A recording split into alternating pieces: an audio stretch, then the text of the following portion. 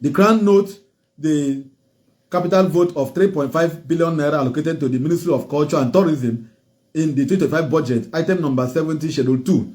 The CHRAN launds the ongoing construction of the Arise Park at Dominic Utuk Street, Uyo, and the handling of the Christmas village at the Unity Park, Udo Odoma Avenue, Uyo, as the current administration is working towards diversifying the economy. The proper utilization of the capital vote appropriated to the Ministry of Culture and Tourism will go a long way.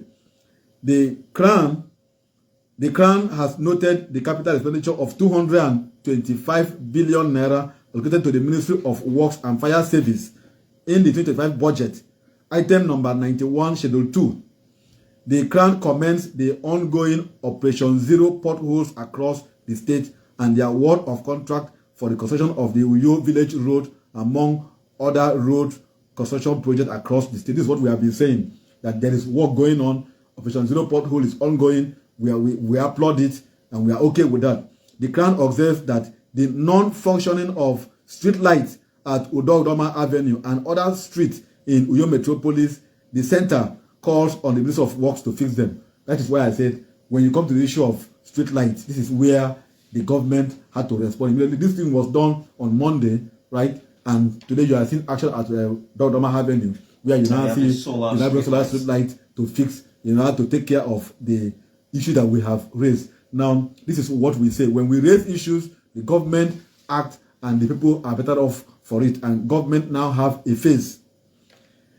The CHRAN has noted the approval of 80,000 naira minimum wage and the approval for payment of the 13th month salary, a number, to civil servants in Akwa Ibom State. The CHRAN notes with commendation that the governor of Akwa Ibom State, His Excellency Pastor Umoyano, PhD, has so far paid over 37 billion naira out of the 85.2 billion naira backlog of gratuities owed retired civil servants in Akwa Ibom State by previous administrations.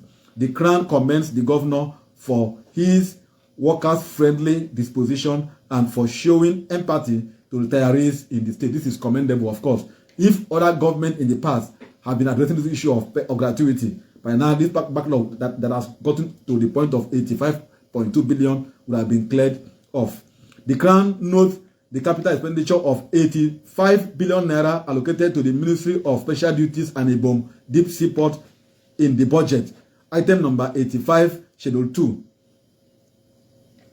The CHRAN applauds the progress of work in the ongoing construction of the International Terminal Building, apron, taxiway, and maintenance, repair, and overhaul facility, the MRO facility, at the Victor Atta International Airport.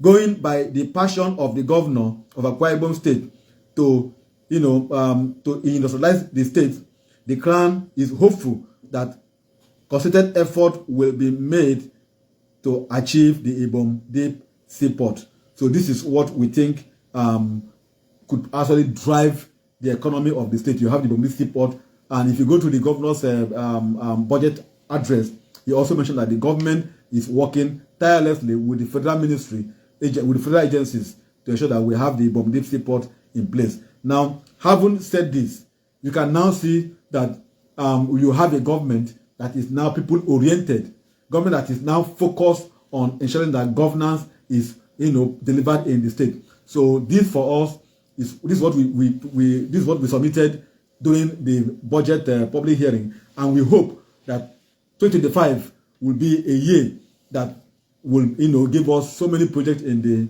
state as we begin to move into the year with hopes and with more dreams that more actions will be taken to addressing issues that we are raising on this platform. I hate to put you on the spot, Otwecom, with what you have said, alongside your group, CHRAN, commendations where necessary and recommendations where necessary. Will you be categorical if I asked you if, with what you've said, the state is moving in line with the governor's developmental Arise agenda? If you recall, last week when we came here, I did say that when the governor launched the Arise agenda sometime in July, that the CHRAN was invited. We were there. We took part in it. I still have the booklet. I think about last week ago, I had to review it to check if the actions taken by the government is actually in line and atone with what the governor has promised to offer the state. For me, the booklet that was given to me and to CHRAN at that event sounded like a Bible, like a holy Bible. If you see the way I kept that book, the way it is being kept, there's no dust around it. I packaged it with the seal, and I put it in my shelf, my bookshelf. Once in a while, I will bring it out and flip through to see government action, whether it is matching the agenda, blueprint.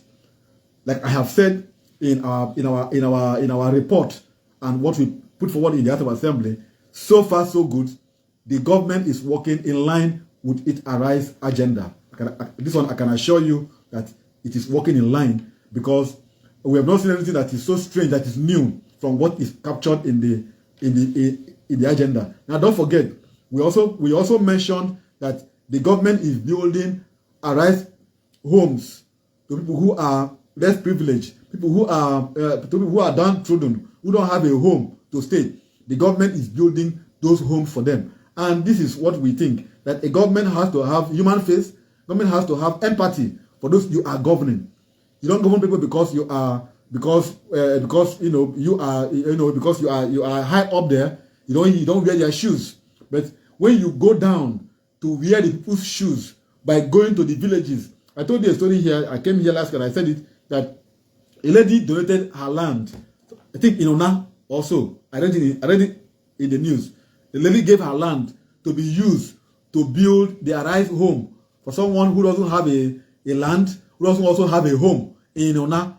And the governor said for the lady to have that kind of empathy, to donate her own land, to celebrate her own neighbor, that the lady also deserved to have her own Arise home. And that was also done. When I told you about Abigail, that our lady, that the makeup artist that was involved in both mishap, somewhere I think in Anambra, with the junior pope. The governor personally visited the family and shared in their bereavement, and employed one of the siblings. And one of our colleagues lost his brother, who was shot along the airport road. Governor also went and visited him and consoled the family and shared in their bereavement. And this is what we are saying. A government that is wearing the human face, that goes to the people to know how they are feeling the pulses. We raised the issue of food insufficiency. Government came up with the bulk purchase agency and also appointed SA to monitor the market and come up with policies that will help in making food available. Agency, the bulk purchase agency. In your assessment, and if we open up the phone lines, if people will not be sentimental or biased or political in their response, would you say that particular agency, lived up to the bidding? Well, I think I said this last week, that we got a report that as of 2 weeks ago or 3 weeks ago, the agency had toured the entire state distributing food items to people who were captured in the list called SOKU, Social Register, that was used. That they went around distributing food items. They did not carry the CSOs along, but the report we gathered showed that they went around the entire state and distributed these food items. And I came here to say it last week, and I expect anyone to call to say they did not come to the local government area or this wasn't done. You recall when the government received rice from federal government and bags of Gary, I came here to tell you the breakdown how it went, and each village what the governor said should be given. Even when we were in the state palliative committee, I think we also share. I came here to give the daily report update, and up to now nobody has come out to fault that report. Why do we do this as a CSO? It's because we also check government policy and how they are implemented. If they are in line with the dreams and vision of the government, the governor will not be with the team to go and share those items. If the team members are biased, they could do any funny act, and then in the name of sharing that item. So it is only when we say it like this on air, and then someone will say his name was captured on the list and did not receive, his own items, then we will not draw the agency attention to it. That is the point. Well, thank you very much. Well, let's bring you in. Otwekon Franklin is my guest. Has given updates on the light situation, the road situation. I also want to believe the dirt situation is also being handled. I haven't seen the piles of dirt as I used to see them. They are being cleared. We also want you to, be a part of the conversation. He has given the budget breakdown. He has also talked about performance for 2024 and the breakdown for 2025, as well as made some recommendations. Let's bring you in 0906 000 4945, alternatively 0906 000 5945. You can push a message, WhatsApp or text to 0906 000 9455. Now, please stay within the precincts of what we're discussing. Don't leave this conversation and go another place. I do not want to be, I don't want to appear rude if you leave the conversation and you talk about something else and I cut you off. Please. Okay, we lost that one too. All right, thought I had that one. Hello, good morning. Good morning, Blue Captain. Good morning, sir. Welcome. Your name, please. Thank you for calling from you. Welcome, sir. I get to your guest in the studio for the nice work you have been doing. Please, I want to comment on frequency. The street light. The street light are not the one. The middle one. Section of the solar one. So please, I want to think outside of the government do something about it. Thank you, sir.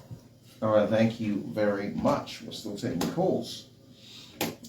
He mentioned the street solar lights, which we're beginning to see around the doors on my. Hello, good morning. Hello, good morning. Hello, sir. Yes, sir. Welcome. Your name, please. My name is Chief. What? Welcome, sir. To thank the guests in the studio there, and he has particularly mentioned about the rights issue, that the government has shared these rights to all the local governments. I want to mention that we've not seen it in the Hollywood. Those that were captured in the social register went to find out. And they promised that about 3 weeks ago, I think before the burial of His Excellency's wife, that they will give the rights. But up till now, nothing has been given to the people of Ibiano. So that's my. All right. Let me let him respond quickly to what you've raised. Otwekon, do you want to talk about that briefly? Yeah, this kind of feedback is what we want. Thank God that he also confirmed that it was about 3 weeks ago, before the burial of the First Lady. This is what I said, that the team told us that they have done this. We were not in that team to also know what they were doing. He has raised the issue of Ibiano. We will take it up with the team to find out what actually happened to the people of Ibiano when it comes to the rights or items that were issued to those who are less privileged as captured in the Soko register. All right, back to the phone lines and see who is here. Okay, so these are the issues we've talked about, especially issues bordering on Akwa Ibom. Hello, good morning. Hello, good morning, Captain. Good morning, sir. Welcome. Ubon, welcome. First of all, I want to thank the governor for what he has done so far in Akwa Ibom. There was 2 things I've observed. Now, since this administration came in, they have stopped cleaning the streets of Uyo. I remember when I used to wake up around 5 a.m., I would see some women sweeping the street. If you come to Akaitin and entering Berebe, you see that the place are so unkempt. And that's number one. I don't know about other places, but I observed that in this Berebe and Akaitin. Then another thing, someone told me that those are sweeping, cleaning the government house are still collecting 20,000 naira as salary, and they don't pay them on time. And it's very shocking to me when I heard that. So I don't know if the governor is aware of this. I'm not sure. So I think they should do something about it. Thank you very much, sir. Well, thank you very much. We appreciate you. Let's continue taking calls. Hello, good morning. Good morning, sir. Your name, sir, and where you're calling from? I'm Mike, calling from Oyo. All right, welcome. Good morning, Mr. Tutor. Good morning, sir. Yes, sir. I've heard you mention that the governor consulted the health center needed to go. We're listening. Go on. So that's the problem with this application. Don't tell us the particular person. If they are giving a rule, how much it will cost. Number two, I heard you mentioning that from 50 pots, the money has been allocated to pots. The job is not going. Why are you allocating money to the pots when the job is not ongoing? Every year, you auditing for you to keep up, the job is not ongoing. So that's the problem. Let me react immediately so that I'm not misquoted. I think maybe he didn't get what we are saying here. There is a Ministry of Special Duties and Ibom Deep Sea Port. That ministry takes care of the airport, takes care of the Ibom Deep Sea Port. So I did not say that the fund there is for the ministry, not for the Ibom Deep Sea Port as per se. Please.